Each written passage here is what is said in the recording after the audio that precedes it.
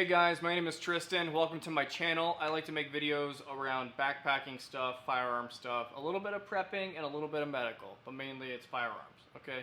So today we're going to be going over what's in my get home bag, and I've already started a video, then I realized I wasn't recording. So we're starting over with all this stuff outside of the bag, for the most part.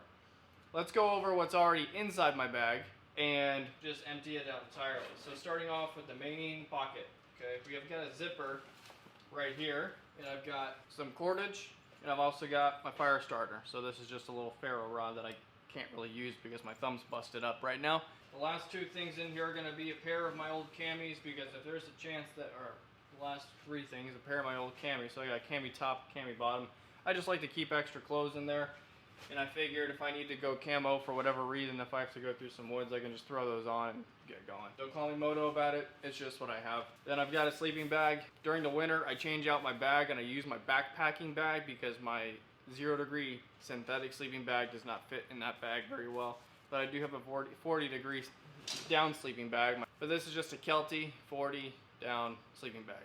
Very light, very compressible, and it fits perfectly in the bottom. So going back into the bag, going backwards now, we've got some off. I do not like mosquitoes, and in the summer months, even in my backyard, I spray this on myself because the mosquitoes back there are horrendous. This is just a general can of off that you guys can check out. It's like $4, it's not very expensive at all.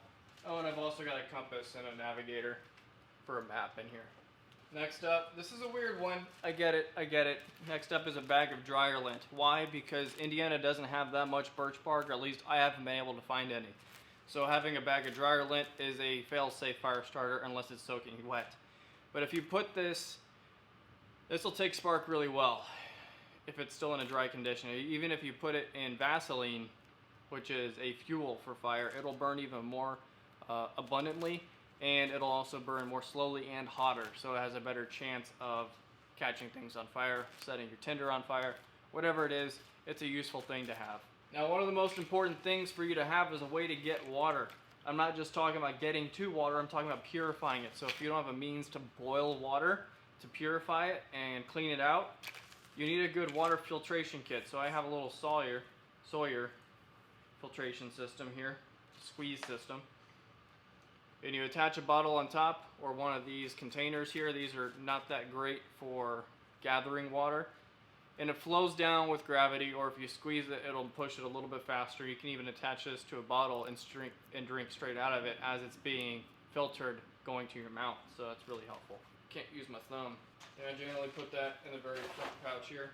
Next up is my way to cook and boil thing. So this is my little cook kit, I should say. Between this and my pot setup, which I'll go over this in just a moment. This has been pretty inexpensive. This is like 20 bucks, 30 bucks, maybe 40, I don't remember exactly. This is like $6.75 or $6.95. So pretty cheap for a little system to help you boil water in a pinch if you need to, or even cook some fish if you're just out camping and you have no food. But we're gonna dig into the cook kit first. So in the cook kit, I do have a little can opener, something easy to use. And then I've also got some salt, because that's important for your metabolism and to make things actually function well. And I've got some pepper just for some seasoning. And a couple bowls, so if I'm out with Zeus for any reason and the car breaks down, or if I'm out camping with him, I've got a bowl for him to eat and drink out of, and I got a bowl for me. Generally, if he's eating and drinking out of one, then I'll still use it, but I'm just gonna toss some boiling water in there and swirl it around to get it as decontaminated as possible, because dogs' mouths are pretty fucking gnarly. Next up is a little bit of food that I will keep in the front of the pack just for easy access. I got 3 Cliff Bars and a can of tuna. I got 2 peanut butter banana. Those each have some pretty good protein content. 10 grams of protein for each one of those. And then the peanut butter, and then the chocolate mint one has also 10 grams of protein, so 30 grams of protein there, and then another, what is this, 24 or 19? 20 grams of protein in the can of tuna. So a helpful little sustenance option. If you have to walk like 20 miles or something, you just get a little munchy.